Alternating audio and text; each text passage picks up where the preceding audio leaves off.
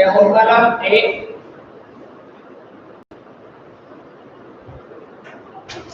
देखिए lesson number इकाई number 1 हम कल पढ़ाए थे।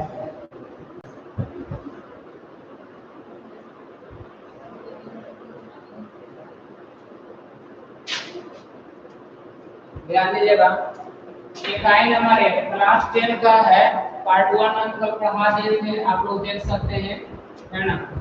क्लास 10th का अर्थव्यवस्था पढ़ा रहे हैं, क्लास 10 का अर्थव्यवस्था पढ़ा रहे हैं और लेसन नंबर 1 का भाग 2 पढ़ा रहे हैं। दूसरा पार्ट दे रहे हैं आज वीडियो, है ना। तो आप लोग देख सकते हैं, देखिए आप लोग। तो इकाई नंबर 1 का भाग 2 आज पढ़ा रहे हैं, मतलब कल एक वीडियो में दिए थे, दूसरा दे रहे हैं। चैप्टर का नाम है अर्थव्यवस्था एवं इसके विकास का इतिहास। कल बहुत सारा पॉइंट पर हम चर्चा किए थे, अर्थव्यवस्था एवं इसके विकास का इतिहास। इसमें से बहुत सारे पॉइंट हम कल पढ़ा चुके थे, लेकिन आज है जो हम आगे पढ़ाएंगे, है ना। वीडियो आगे पीछे वाला देख लीजिएगा तो अपने समझ में आ जाएगा। देखिएगा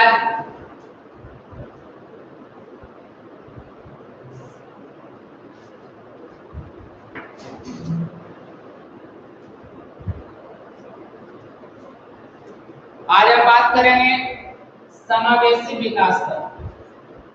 कौन विकास है? समावेशी विकास। कौन विकास है? समावेशी विकास पर बात करेंगे। ध्यान दीजिएगा, समावेशी विकास, समावेशी विकास किसे कहा जाएगा, इसे ध्यान से समझिएगा। समावेशी विकास आज जो पॉइंट शुरू हो रहा है समावेशी विकास से, सब विद्यार्थी जो ऑनलाइन में जुड़े हुए हैं वो ध्यान दीजिएगा। सम मतलब होता है समान और समान मतलब होता है बराबर। सम मतलब हुआ समान, सम का मतलब होता है समान, सम का मतलब होता है समान, समान मतलब होता है समझिए बराबर, और बेसी मतलब होता है कम ना ज्यादा, है ना। मतलब कहता है एक लय में रहना चाहिए, कम और बेसी नहीं होना चाहिए, समान होना चाहिए, है ना। समावेशी किसे कहा जाएगा, तो सम मतलब होता है समान, बेसी मतलब कहता है बेसी और ज्यादा नहीं होना चाहिए, बल्कि कैसा होना चाहिए, समान होना चाहिए। तो समान है वैसा विकास जिसमें सभी लोगों का समान विकास, वैसा विकास, देखो मैं लिख देता हूं, वैसा विकास जिसमें सभी लोगों का समान विकास हो उसे समावेशी विकास कहते हैं।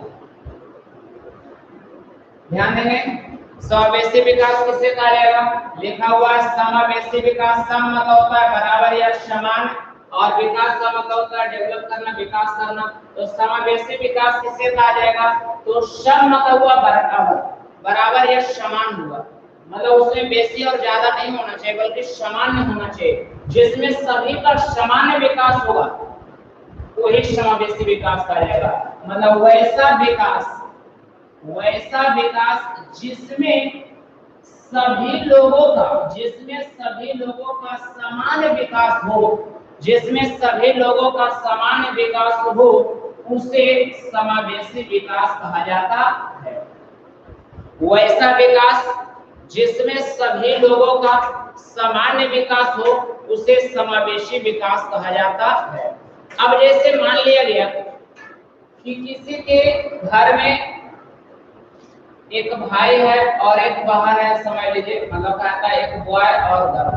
तो समझ लीजिए एक भाई है, तो यहाँ पर भी होता है क्या कि हम लोग देखते हैं कि समावेशी विकास क्या कहता है कि वैसा विकास जिसमें सभी लोगों का समान विकास, मतलब देश के सभी लोगों का समान विकास हो, जीरो लेवल से जो गरीब है उसका भी, जो अमीर है उसका भी, सबका एक समान विकास होगा, सबका बराबर विकास होगा, उसी को समावेशी विकास कहा जाएगा। समझ में आ गया?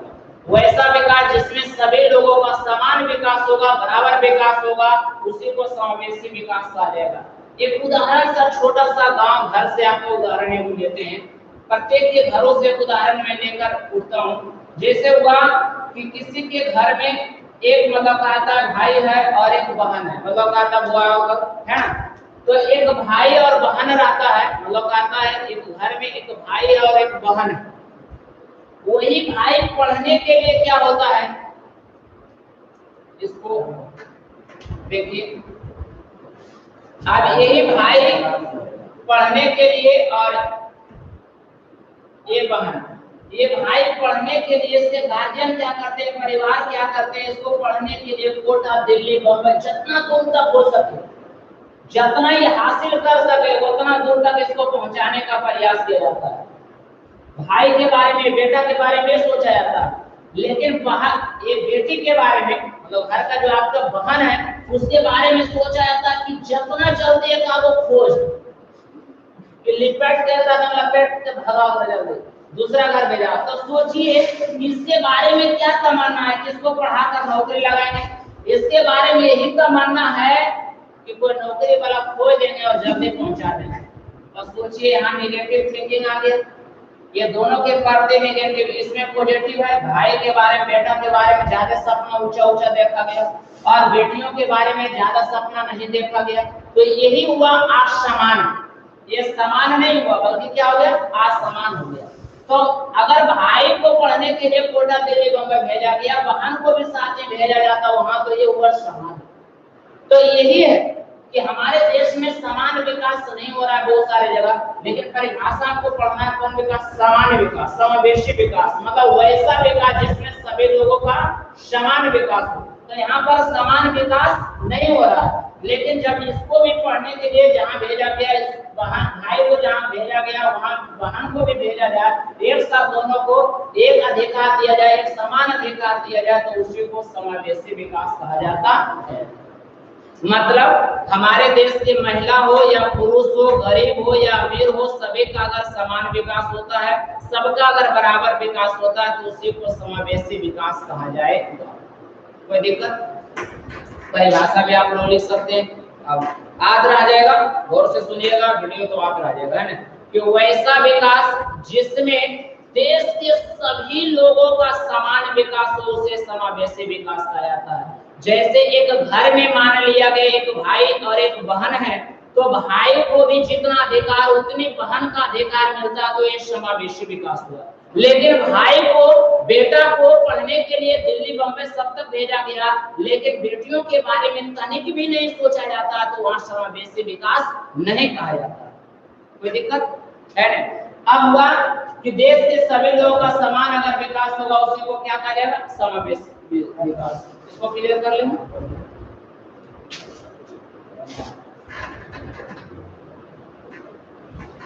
कोई जगह समावेशी विकास क्या है, तो वैसा विकास जिसमें देश के सभी लोगों का समान विकास हो, उसे कौन विकास, समावेशी विकास।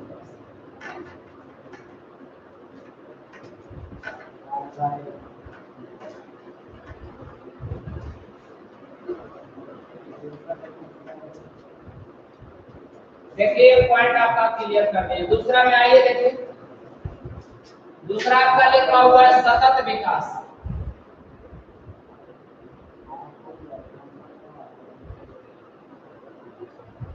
सतत विकास, सतत विकास क्या कहा जाता है, इसको समझने का प्रयास करिएगा।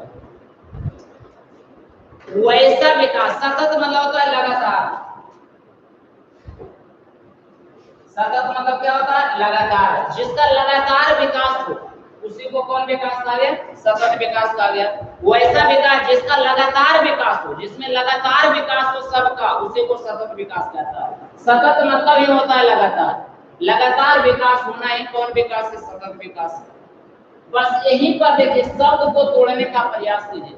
शब्द जैसे दिखता है तो उसको समझिए कि इसका मतलब क्या होता है। जैसे सम मतलब होता है समान, तो जब सबका समान विकास होगा, समावेशी विकास। अब हो गया सतत, सतत मतलब हुआ लगातार, जब लोगों का लगातार विकास होगा, सतत विकास कहा जाएगा। बात सुना रहे कि नहीं। अब यहाँ पर डिफरेंस कीजिए, देखिए समावेशी, समावेशी विकास, तो इसका सम मतलब होता है बराबर, जहाँ सबका समान विकास होगा, बराबर विकास होगा, उसे समावेशी विकास कहा गया। क्लियर हो गया। अब आ गया सतत, सतत मतलब होता है लगातार, जहाँ लोगों का लगातार विकास हो, जहां लोगों का लगातार विकास हो उसी को कौन विकास कहा गया? सतत विकास कहा गया। लफड़ा नहीं। देखिए सतत मतलब होता है लगातार, जहां लोगों का लगातार विकास हो उसे सतत विकास कहा जाता है। लेकिन दूसरा परिभाषा देते हैं वह थोड़ा स्टैंडर्ड कहता है कि संसाधनों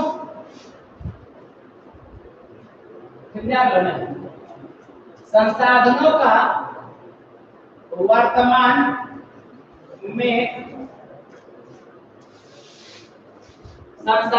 वर्तमान में प्रयोग करते हुए भविष्य के लिए बचा कर रखा जाना, बचा कर रखा जाना है, सतत विकास कहा जाता है। गौर से सुनिएगा। अब कहता है संसाधनों का वर्तमान में प्रयोग कीजिए। वर्तमान मतलब जो समय अभी चल रहा है, गौर से ध्यान देगा। कहता है संसाधन मतलब होता है मानव के उपयोग में आने वाला सब वस्तु क्या है? संसाधन है। मानव के उपयोग में आने वाला हर वस्तु, मानव के उपयोग में आने वाला हर वस्तु मतलब सभी वस्तु क्या कहलाता है? संसाधन। बच्चों ध्यान दें कि मानव के उपयोग में आने वाले सभी वस्तु संसाधन कहलाता है। जैसे कोयला, पेट्रोलियम, प्राकृतिक गैस, जितना चीज आप देख रहे हैं, सारा चीज जो आपको नजर आ रहा है, जो आपके उपयोग में आ रहा है, वो सारा संसाधन है। तो संसाधनों का वर्तमान में, वर्तमान मतलब जो अभी समय चल रहा है, उसी को वर्तमान में कहा जाता है। तो संसाधनों का वर्तमान में प्रयोग करते हुए,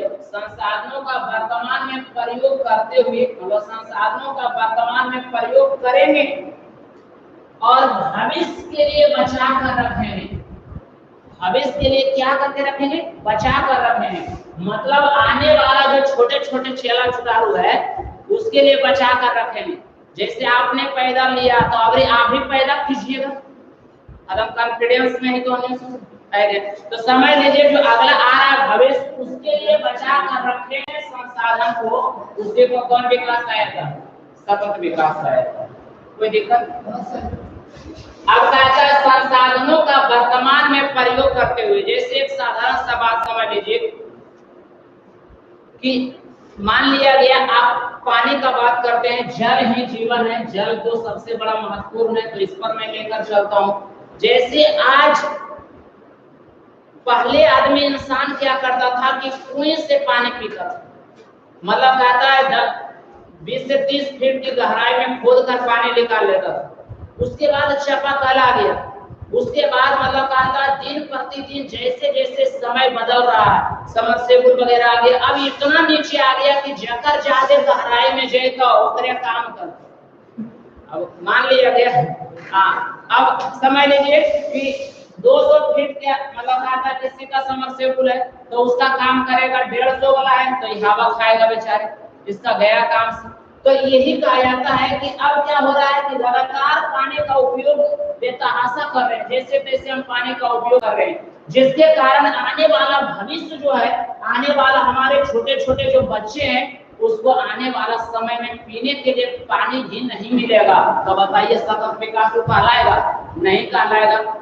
वो कैसे कहलाएगा? जब अभी आपने इतना दोहन कर दिया, इतना बर्बादी कर दिया कि भविष्य वाला को मिलेगा नहीं। जब नहीं मिलेगा तो सतत विकास नहीं कहलाएगा, लेकिन मिलेगा बचा कर आप रखिएगा तो कौन विकास कहलाएगा? सतत विकास। संसाधनों का वर्तमान में प्रयोग करना है, मतलब जो समय अभी चल रहा है उसमें आप प्रयोग कीजिए और भविष्य के लिए बचा कर रखिए, उसी को सतत विकास कहा जाता है। आप लोगों को समझ में आ गया होगा। लोगों का एक बताए थे, लोगों का लगातार विकास होना ही सतत विकास कहलाता है। और दूसरा पॉइंट बता रहा हूं कि संसाधनों का वर्तमान में प्रयोग करते हुए भविष्य के लिए बचा कर रखा जाए, उसी को सतत विकास कहा जाता है। कोई दिक्कत? मतलब संसाधनों का वर्तमान में प्रयोग करना है और भविष्य के लिए बचा कर रखा जाए, उसे सतत विकास कहा जाता है। अब जैसे मान लिया गया ये पंखा लगा हुआ है, कभी कल देखते हैं ट्रेन पर, आप लोग को एक उदाहरण देते हैं सतत विकास का।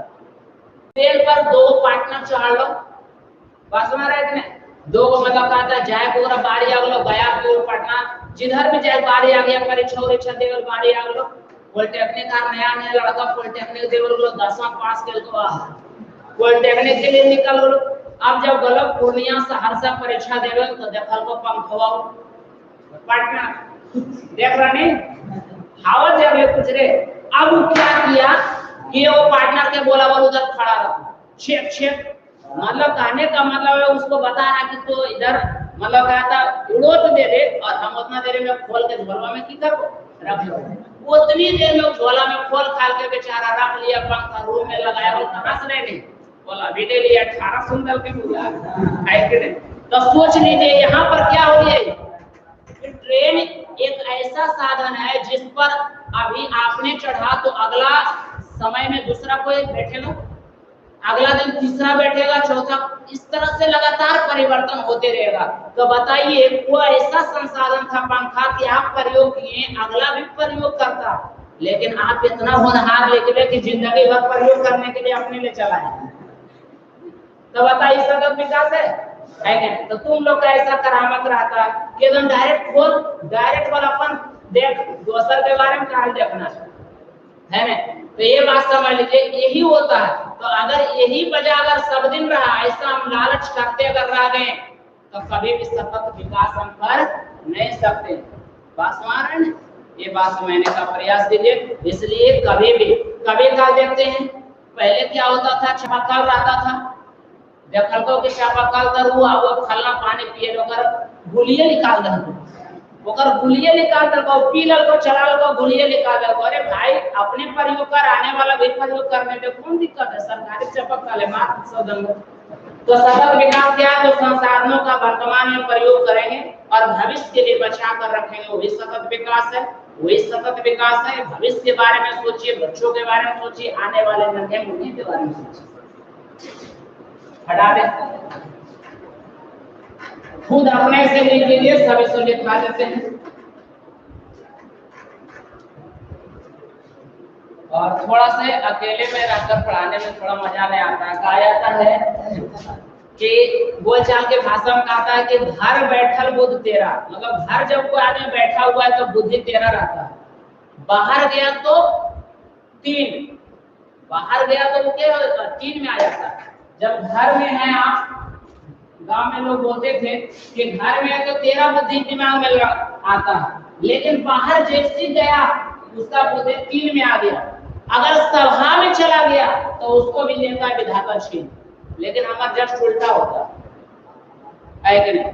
बस यही समझ लीजिए एलिमेंट, अभी घर गए तो हम हो गए 0 है ना, बाहर निकले तो 3 तो रहबे करते हैं, लेकिन ये जब अच्छा नहीं रहता है तो सब विधाता लेता है छीन, पता नहीं चलता कि बोले कि नहीं बोले।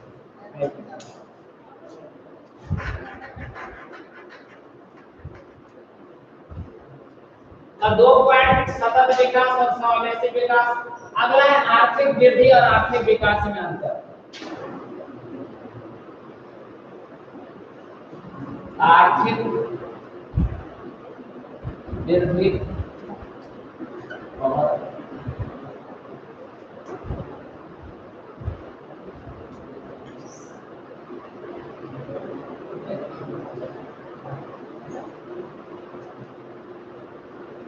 समझिए,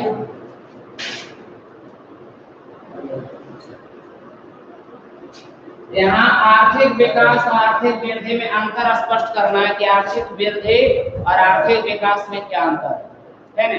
पहला है आर्थिक वृद्धि,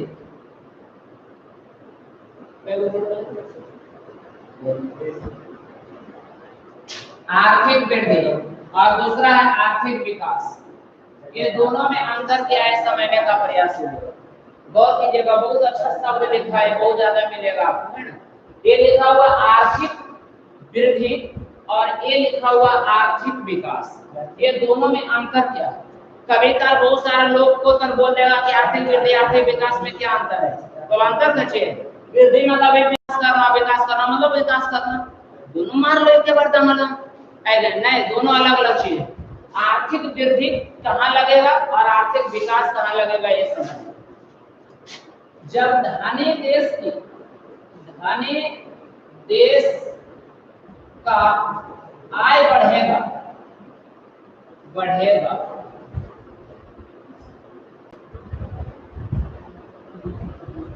मतलब धनी देश का आय क्या होगा, बढ़ेगा, तो आर्थिक वृद्धि का प्रयोग किया जाएगा। धनी देश मतलब आर्थिक वृद्धि कहाँ लगेगा ये समझिए। धनी देश का आय जब बढ़ेगा, धनी देश जैसे अमेरिका है ना, तो धनी देश का आय जब बढ़ जाए, आय मतलब होता है इनकम, कलम बताया, मतलब धनी देश का आय बढ़ जाए, धनी देश का इनकम अगर बढ़ जाए तो उसके साथ किस शब्द का प्रयोग किया जाएगा, आर्थिक वृद्धि शब्द का प्रयोग किया जाएगा। क्लियर हो लोग? धनी देश का आय बढ़ेगा तो उसके साथ क्या लगेगा, आर्थिक वृद्धि लगेगा। लेकिन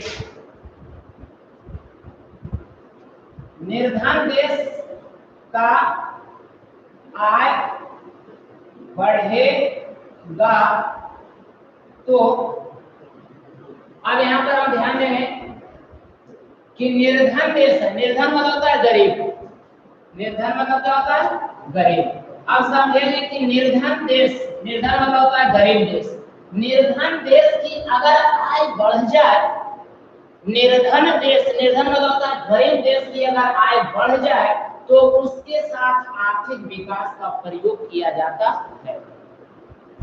क्लियर हो गया हो? बहुवरे आर्थिक वृद्धि और आर्थिक विकास में क्या अंतर है? तो जब अमीर देश या धनी देश, अमीर मतलब भी होता है धनी, जब धनी देश का आय बढ़ जाए, हम क्लियर कर रहे हैं, जब धनी देश का आय बढ़ जाए तो उसके साथ आर्थिक वृद्धि का प्रयोग होता है। जब निर्धन देश, निर्धन मतलब होता है गरीब देश, जब गरीब देश का आय बढ़ जाए तो उसके साथ आर्थिक विकास का प्रयोग होता है। जैसे नेपाल एक गरीब देश में नाम आता है, क्या बात सही है कि नहीं? नेपाल तो भारत के सहयोग से चलता है बेचारा। अब इन्हें आगे अमेरिका है ना, यहाँ आगे अमेरिका, तो अमेरिका ये कौन देश है, धनी देश है, तो इसका इनकम बढ़ेगा तो आर्थिक वृद्धि लगेगा, नेपाल का इनकम बढ़ेगा तो आर्थिक विकास लगेगा। अब यहाँ देखिए पेपर में कभी कभी लिखा रहेगा कि अमेरिका का इनकम 2 करोड़ या 2% में वृद्धि हुआ, मतलब कहता है अमेरिका का इनकम 2% में वृद्धि हुआ। अमेरिका का इनकम कितने परसेंट में वृद्धि हुआ, 2% में वृद्धि हुआ, तो अमेरिका का इनकम 2% में आर्थिक वृद्धि हुआ, वृद्धि वहां लगा है। अमेरिका देश का विकास जो है उसके साथ आर्थिक वृद्धि लग जाएगा, मतलब अमेरिका जैसे देश का आर्थिक विकास 2% हुआ, मतलब अमेरिका जैसे देश का आर्थिक वृद्धि 2% हुआ। यही बात को नेपाल के साथ बोलना होगा, तो कैसे बोलेगा, तो नेपाल का आर्थिक विकास 2% हुआ, अमेरिका का आर्थिक वृद्धि 2% हुआ, यहाँ बोला गया, लेकिन नेपाल का आर्थिक विकास कै परसेंट हुआ, 2% हुआ। ऐसे बोला जाएगा 5%, 10%, जो भी बोला जाए। तो गरीब देश के साथ आर्थिक विकास है, तो और अमीर देश के साथ क्या है, कंप्लीट है, तो तकलीफ नहीं।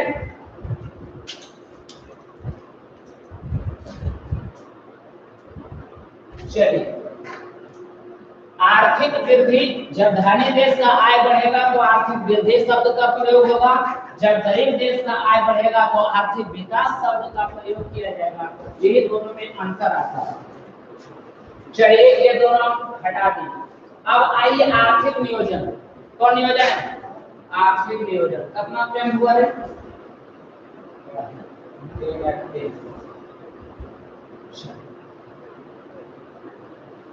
आर्थिक नियोजन, ध्यान देगा, कौन नियोजन है, आर्थिक नियोजन। अर्थ का मतलब ये होता है धन, मतलब कहता है धन पैसा कौड़ी संपत्ति है। आप समझ लीजिए अर्थ, अर्थ का मतलब होता है धन पैसा संपत्ति, ये हो गया अर्थ में आ गया। मतलब कहता है तो ये समझ लीजिए जिससे प्राप्त हो सके धन वही आगे आर्थिक। तो आर्थिक नियोजन किसे कहा जाएगा? नियोजन बहुत बढ़िया शब्द है नियोजन, आर्थिक नियोजन मतलब क्या हुआ? तो देश में उपलब्ध संसाधनों को, देश में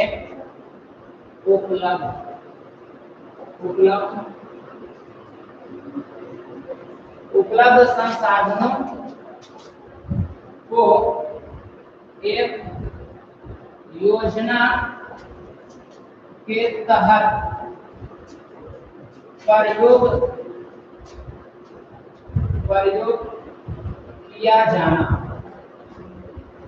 प्रयोग किया जाना है आर्थिक नियोजन कहलाता है। समझिएगा, ध्यान दे, सब क्लियर रखिएगा। सब वीडियो में आप लोग को मिल जाएगा, कोई दिक्कत नहीं, आप आराम से देखिए। आर्थिक नियोजन, कौन नियोजन है? आर्थिक नियोजन। ये बात पर हम लोग ध्यान दें, आर्थिक नियोजन क्या है? तो देश में उपलब्ध संसाधन, मतलब देश में जो संसाधन उपलब्ध है, देश में उपलब्ध संसाधन, उपलब्ध मतलब होता है मौजूद, जो हमारे पास है, बासवा रहने। जिससे कोई कहता है वो सामान हमारे पास उपलब्ध नहीं, शायद उपलब्ध होता नहीं तो हम ऊपर होते हैं। तो आइए बताइए, देश में उपलब्ध संसाधन, संसाधन मतलब होता है मानव में उपयोग में आने वाला वस्तु सब क्या है? संसाधन। तो देश में उपलब्ध संसाधनों को एक योजना के तहत प्रयोग किया जाना है। कौन नियोजन?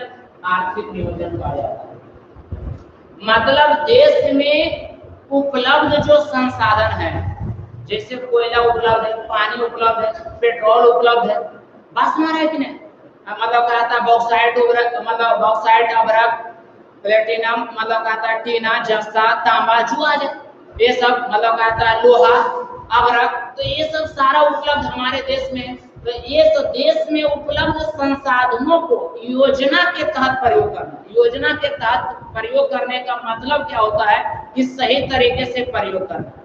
अब जैसे कोई कपड़ा पहनकर निकला, तो कपड़ा पहनकर हम निकलते हैं तो उसमें भी एक योजना होता है, बात मारा है कि नहीं? अब जैसे मान लिया गया कोई एकदम गुस्सा में भोरे भोरे एकदम उठलो, उसके बाद पहले टी-शर्ट चढ़े तो ओकर बाद ऊपर से गंजी चढ़ा लो, ओकर बाद क्लास में आ गई। अब बताएं तब तो नीचे दिन अपने बाप कैसे होगी? क्या बात है कि नहीं?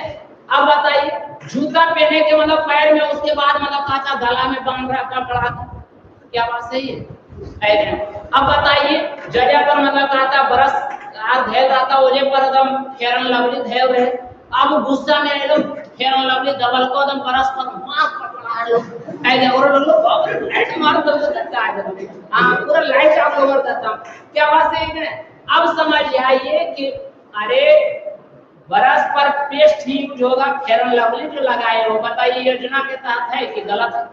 योजना के विरुद्ध है। अब बताइए, पहनने का ये शर्ट ऊपर में गंजी नीचे में तो उल्टा पुल्टा मार ले, तो ये सब जो उल्टा पुल्टा जो करते हैं तो वही जो मतलब कहता है गलत अगर कर दे तो योजना के तहत नहीं है। लेकिन जब इसको हम कर्मगत सही से हम करते हैं तो ये योजना के तहत। जैसे मैंने अभी तुरंत ही बताया एक साधारण सा उदाहरण में कि फेरन लवली और मतलब पेस्ट अगर धेल है, कोलगेट धेल है, तो ब्रश करते समय फेरन लवली का यूज नहीं होगा, बशर्ते वहां पर पेस्ट का ही यूज होगा। मतलब कहता है आप जो मतलब मुंह धोने वाला जो भी आप रखते हैं, पतंजलि का जो भी रखते हैं, प्रचारक उनका है ऐसे जो भी रखते हैं आप उसका ही यूज कीजिए, ना कि फेरन लवली ना कि पाउडर का यूज होगा। तो एक योजना के ही तहत प्रयोग होता है। क्या बात समझ आ रही है? ये बात ध्यान में रखिएगा। आर्थिक नियोजन तो देश में उपलब्ध जितना संसाधन है उसको योजना के तहत प्रयोग करना।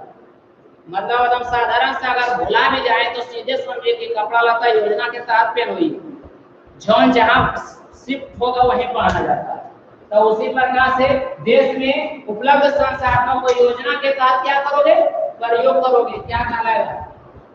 आर्थिक नियोजन। बात समझ रहे हैं? देश में उपलब्ध संसाधनों को एक योजना के तहत प्रयोग किया जाए उसे आर्थिक नियोजन कहा जाता है। देश में उपलब्ध संसाधनों को एक योजना के तहत प्रयोग किया जाए उसी को आर्थिक नियोजन कहा जाता है।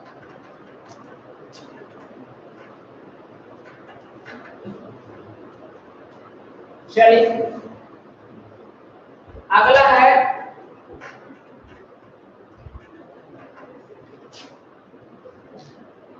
योजना आयोग का गठन 15 मार्च 1950 को हुआ। सुनिए, योजना आयोग का गठन जो है, योजना आयोग का गठन 15 मार्च 1900 को हुआ, 50 को हुआ। योजना आयोग का गठन, ध्यान देगा, योजना आयोग का गठन 15 मार्च 1950 का हुआ। योजना आयोग का गठन 15 मार्च 1950 को हुआ। 15 मार्च 1900 को हुआ, 50 को हुआ।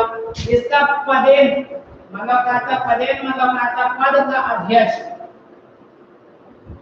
इसका पदेन अध्यक्ष मतलब योजना आयोग का पदेन अध्यक्ष देश के प्रधानमंत्री होते हैं। अभी नरेंद्र मोदी जी हैं। अभी कोई देगा कि भारत का योजना आयोग का अध्यक्ष कौन है, तो नरेंद्र मोदी है। तो ये समझेंगे कि योजना आयोग का गठन 15 मार्च 1950 को हुआ। इसका पदेन अध्यक्ष देश के प्रधानमंत्री होते हैं। योजना आयोग का गठन 15 मार्च 1950 को हुआ। पॉइंट नंबर 1, योजना आयोग का गठन 15 मार्च 1950 को हुआ। इसका पदेन अध्यक्ष, इसका पदेन अध्यक्ष मतलब पद का जो अध्यक्ष है वो देश के प्रधानमंत्री होते हैं। मतलब अभी जो प्रधानमंत्री वो किताब में अगर मनमोहन सिंह लिखा है तो उधरे मार धक्का मार लो। बात हो रहा है कि नहीं? पंडित जवाहरलाल नेहरू पुरनकी अगर तुम्हारा किताब में लिखा है तो उधरे रट लो, फोन कर लो, बस सर गलत आप हैं। कैसे रे? तो नरेंद्र मोदी नहीं है किताब में तो कौन हो रही? मनमोहन जी ले हमरो काम कर लो। 12 बजे रात में फोन कर लो, बल साहब पकड़ा गया। अरे भाई पदेन अध्यक्ष मतलब अभी जो पद पर है, जो पद पर अभी है मतलब कहता प्रधानमंत्री, जो प्रधानमंत्री अभी बने हुए हैं पद का अध्यक्ष जो है मतलब प्रधानमंत्री होते हैं। पदेन मतलब इस पद का जो अध्यक्ष जो है प्रधानमंत्री होते हैं। जो वर्तमान के अभी प्रधानमंत्री है वही रहेंगे, अगला प्रधानमंत्री जो बनेंगे वही रहेंगे, मतलब प्रधानमंत्री होते हैं। कोई दिक्कत? सीधे जाना। योजना आयोग का गठन 15 मार्च 1950 को हुआ। इस पद का अध्यक्ष प्रधानमंत्री होते हैं देश के, जो बने हैं वही पदेन अध्यक्ष इसका बन जाएगा। कोई दिक्कत? हटा के रात बिहार में फोन नहीं कर लिया अगर किताब उताब में लिखा हो तो बोल दो सर।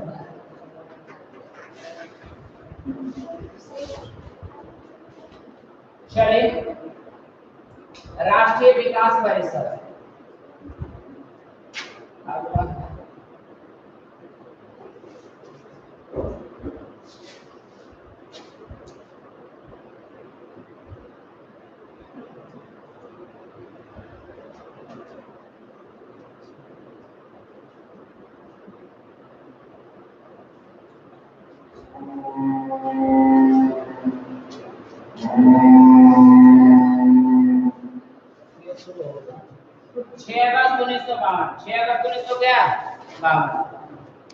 ध्यान दें यहाँ पर।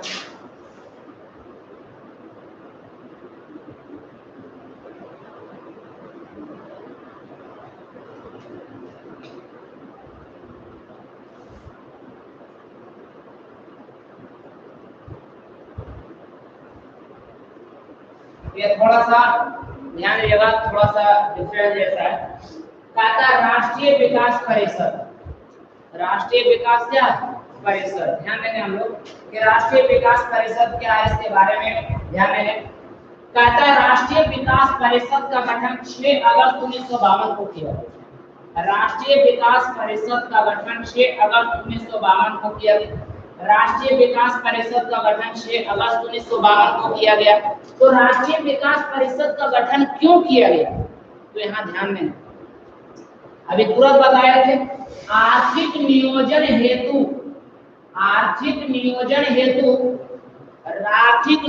हेतु राज्य सरकार, गौर करें, आर्थिक नियोजन हेतु राज्य सरकार और योजना आयोग, राज्य सरकार आर्थिक नियोजन हेतु कौन सरकार? राज्य सरकार है ना। आर्थिक नियोजन हेतु राज्य सरकार और योजना आयोग के बीच, आर्थिक नियोजन हेतु राज्य सरकार और योजना आयोग के बीच तालमेल की भावना स्थापित करने के लिए, तालमेल की वातावरण स्थापित करने के लिए राष्ट्रीय विकास परिषद का गठन किया गया है। कोई दिक्कत? कोई पूछेगा राष्ट्रीय विकास परिषद का गठन क्यों किया गया? तो आर्थिक नियोजन करने के लिए, आर्थिक नियोजन हेतु राज्य सरकार और योजना आयोग, फिर से परिभाषा आप समझिए, आर्थिक नियोजन हेतु राज्य सरकार और योजना आयोग के बीच तालमेल स्थापित करने के लिए राष्ट्रीय विकास परिषद का गठन किया गया है। अब जैसे होता है कभी घर में देखते हैं आप लोग, एक आध दिन मारधार हो गया, मम्मी पापा बाल बुतरू सब लड़ाई हो गया, गर्दा कर दिया, बात मारा है कि नहीं? अब तो दारू बंद हो गया तो जरिए कम फेट हो। पहले तो अगर मान लिया अगर किसी के आदम पिताजी पी रहे हैं तो वो एल्कोहल अपना रूप रंग में, उसके बाद दे दनादन तो उसका भी मीटिंग लगता था। माता योजना मतलब आर्थिक नियोजन, बेचारा पी खाते थे, योजना आयोग, दोनों के बीच वार्तालाप होता था कि मारधार नहीं होना चाहिए। क्या बात है? तो उसी प्रकार से हमारे देश में भी हो रहा है कि राष्ट्रीय विकास परिषद क्या है? तो आर्थिक नियोजन हेतु राज्य सरकार, कौन सरकार? राज्य सरकार और योजना आयोग के बीच तालमेल की वातावरण स्थापित करने के लिए राष्ट्रीय विकास परिषद का गठन किया गया। सिंपल सा परिभाषा लिखिएगा, 6 अगस्त 1952 को राष्ट्रीय विकास परिषद का गठन किया गया। आर्थिक नियोजन हेतु राज्य सरकार और योजना आयोग के बीच तालमेल स्थापित करने के लिए राष्ट्रीय विकास परिषद का गठन किया गया। इसके पदे मतलब पद में इसका जब सभा लगता है तो उसमें जो है राज्य के मुख्यमंत्री शामिल होते हैं। इसके पद में राज्य के कौन शामिल होंगे? मुख्यमंत्री। राज्य के मुख्यमंत्री मतलब सभी राज्य, जितना राज्य रहेगा उसके सभी मुख्यमंत्री इसमें शामिल होगा। राज्य का मुख्यमंत्री इसमें क्या होगा? शामिल होगा। योजना आयोग में प्रधानमंत्री, और इसमें मतलब राज्य के जितना रहेगा मुख्यमंत्री शामिल होगा, है ना? देश के मुख्यमंत्री सभा में मतलब इसमें शामिल होगा। तो राष्ट्रीय विकास परिषद क्या? आर्थिक नियोजन हेतु राज्य सरकार और योजना आयोग के बीच तालमेल स्थापित करने के लिए राष्ट्रीय विकास परिषद का गठन किया था।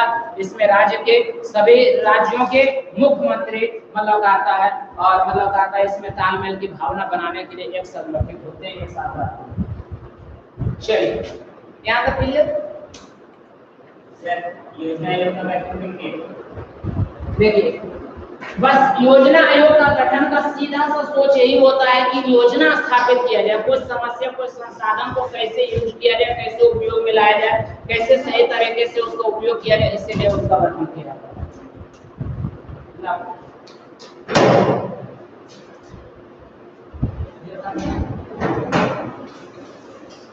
कोई दिक्कत? चलिए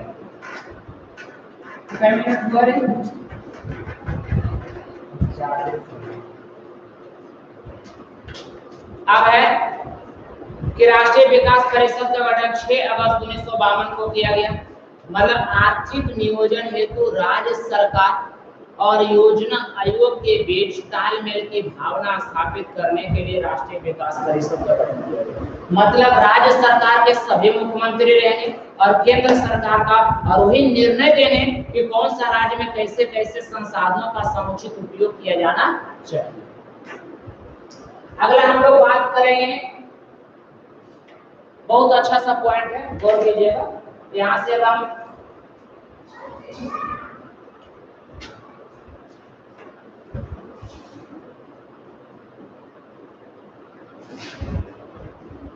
बगोरे मौद्रिक विकास पर हम लोग बात करें है। मौद्रिक विकास, मौद्रिक मतलब होता है मुद्रा, मुद्रा मतलब होता है रुपया। रुपया को पहले कहा जाता था पैसा भी चलता था है ना, एक सामान्य आर सब चलता था जितना भी था है ना। तो ये समझ लीजिए कि मौद्रिक विकास कैसे कैसे हुआ, मुद्रा का विकास कैसे कैसे हुआ, उसके बारे में हम लोग जानेंगे। ध्यान दीजिए, समझने का प्रयास कीजिएगा, जरूर समझ में आएगा, नहीं तो बोर्ड एग्जाम में पता चलेगा। और बोर्ड एग्जाम में पता चले या ना चले, चला भविष्य में जरूर पता चलेगा अगर मैं बढ़िया से पढ़ेगा। अपना लगता होगा कि वीडियो डालने से ही यार ऐसा ऐसा ढेर डालो है कि नहीं। तू भी चाबी में ऐसा जगह डला जी मैंने है कि नहीं, अगर बढ़िया से गौर करके नहीं देखने तो ऐसा कचरा डला जी में कि तोरा वो डिब्बा से निकाले वाला नहीं, मेरे को सुन ले वीडियो। मौद्रिक विकास, कौन विकास है? मौद्रिक विकास।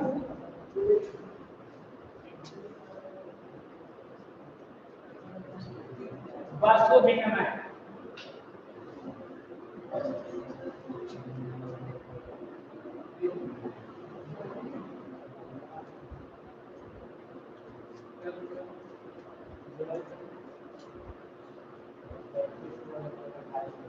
देखिएगा वस्तु विनिमय प्रणाली, कौन प्रणाली है? वस्तु विनिमय प्रणाली, वस्तु विनिमय प्रणाली, वस्तु विनिमय प्रणाली बड़ा झकास है। वस्तु विनिमय प्रणाली, वस्तु से वस्तु का लेन देन किया जाना, मतलब वस्तु से वस्तु का लेन देन किया जाना ही वस्तु विनिमय प्रणाली कहा जाता है। क्लियर होगा? मतलब वस्तु से वस्तु का लेन देन किया जाना ही वस्तु विनिमय प्रणाली कहा जाता है। वस्तु से वस्तु का लेन देन किया जाना, अब जैसे मान लिया गया आपके पास गेहूं अगर है बढ़िया, किसी के पास चना है, तो यहाँ पर क्या होता था कि गेहूं आप दे दीजिए और इधर से दूसरा आदमी चना देता था। तो वस्तु से वस्तु को जो बदला गया है, इसी को कौन प्रणाली कहा गया? वस्तु विनिमय प्रणाली। जैसे पहले पैसा नहीं चलता था, रुपया पैसा नहीं चलता था, तो उस समय वस्तु को वस्तु से बदला जाता था है ना। तो वस्तु से वस्तु को बदलना, वस्तु से वस्तु को बदलना, वस्तु से वस्तु को बदलना ही वस्तु विनिमय प्रणाली का है।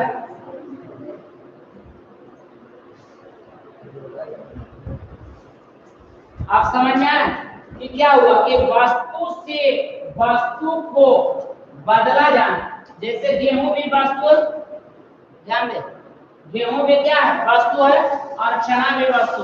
तो वस्तु से वस्तु को बदला गया, यहाँ पर वस्तु विनिमय प्रणाली कहा गया। विनिमय का मतलब ये होता है बदलना। विनिमय मतलब क्या होता है? बदलना, लेन देन करना। तो यहाँ किसका लेन देन करना है? तो वस्तु का लेन देन करना है। बात समझ रहे हैं? यहाँ पर दिमाग लगाएंगे कि वस्तु का लेन देन करना, वस्तु से वस्तु का लेन देन किया जाना ही वस्तु विनिमय प्रणाली कहा जाता है। बात समझ रहे हैं? अब कोई दिमाग लगे तो झकास। अभी पूरा हमरे भैया के शादी हो, उधर से लड़की है, इधर से लड़का है, वो बोलो बता था कौन होते है? अरे वस्तु बात कर रहे हैं, कोई आदमी बात हम नहीं कर रहे हैं। तोर गलो एलो वो सरकार बात नहीं कर रहे। वस्तु से वस्तु का लेन देन, जैसे गेहूं, तो तूने क्या दिया? चना दिया। अब इससे कोई गेहूं लिया, दूसरा क्या दिया? चना दिया। तो वस्तु से वस्तु का लेन देन जो है हो रहा है, इसी को कौन प्रणाली कहा जाता है? वस्तु विनिमय प्रणाली। कोई दिक्कत? वो सब फोकस बाजी वाला दिमाग नहीं लगे जाता है। तो कितना बच्चे पढ़े वाले जरा तो दिमाग लगे तो ये लोग कैसे फंसे बे सर है। वो इतना कोई फायदे में जगह पर नहीं है तो खाली। वस्तु विनिमय प्रणाली मतलब वस्तु से वस्तु को बदलना ही कौन प्रणाली कहलाएगा? वस्तु विनिमय प्रणाली। तो पूछ देखो वस्तु विनिमय प्रणाली क्या है? तो बोले यहाँ विनिमय मतलब बोले बदलना। अब ककरा बदल में? वस्तु को। तब वस्तु को बदल में तो वो हो गया वस्तु विनिमय प्रणाली। विनिमय मतलब बोले बदलना, तो ककरा बदल में? वस्तु को, तब वस्तु से वस्तु को बदलने वो एक प्रक्रिया, वो एक प्रणाली कहेला वस्तु विनिमय प्रणाली। कोई दिक्कत? हटा दियो। वस्तु से वस्तु को क्या करना?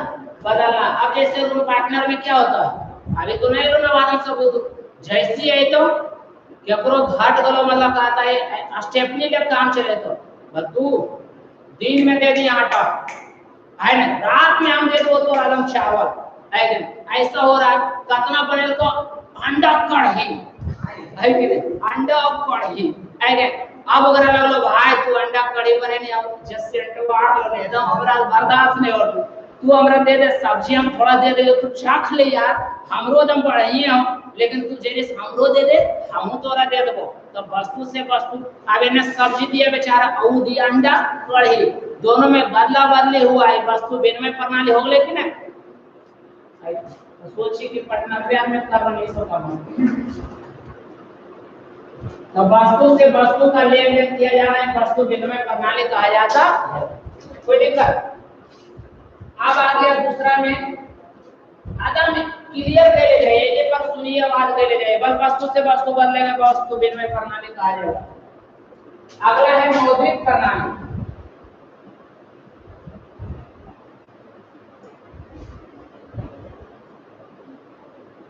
ध्यान देना बेटा,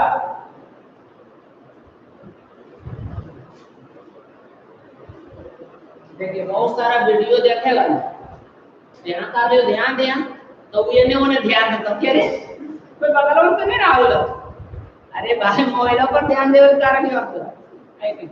हाँ कौन प्रणाली? मौद्रिक प्रणाली।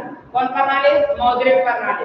मौद्रिक मतलब हुआ मुद्रा, मुद्रा मतलब हुआ रुपया या पैसा, मुद्रा तो मतलब कहता है रुपया, इसको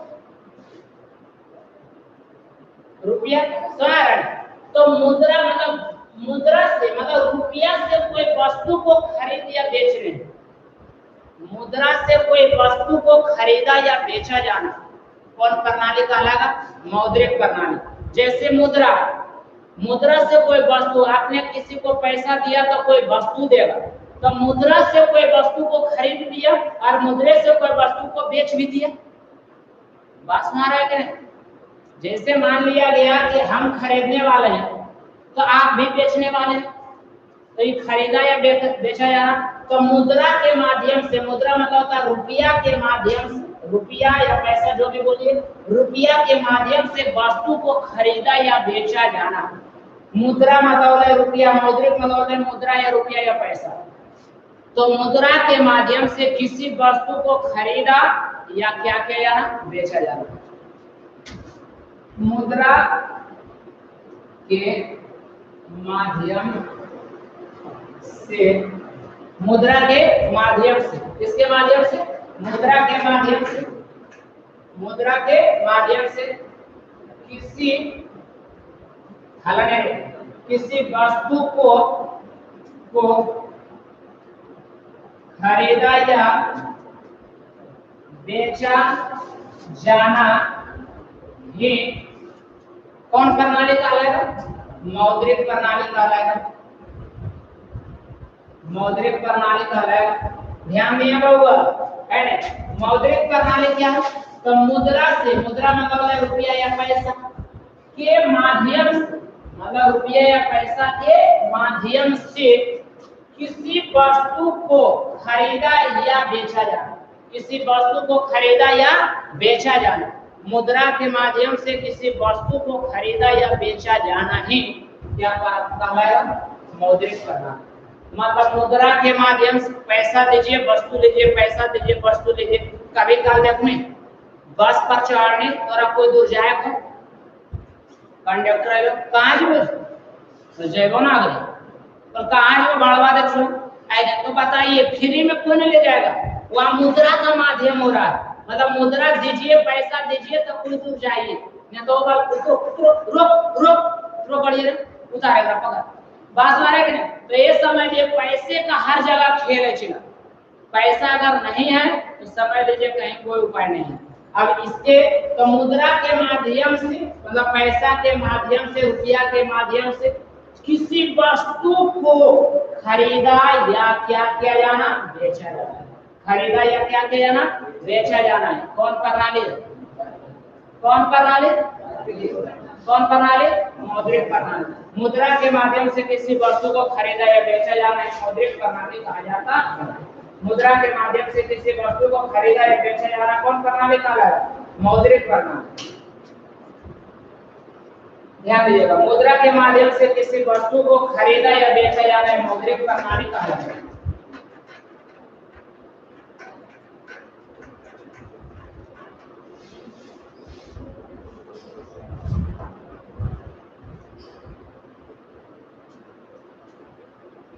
अगला है वस्तु विनिमय हो गया, मौद्रिक हो गया, बैंकिंग प्रणाली।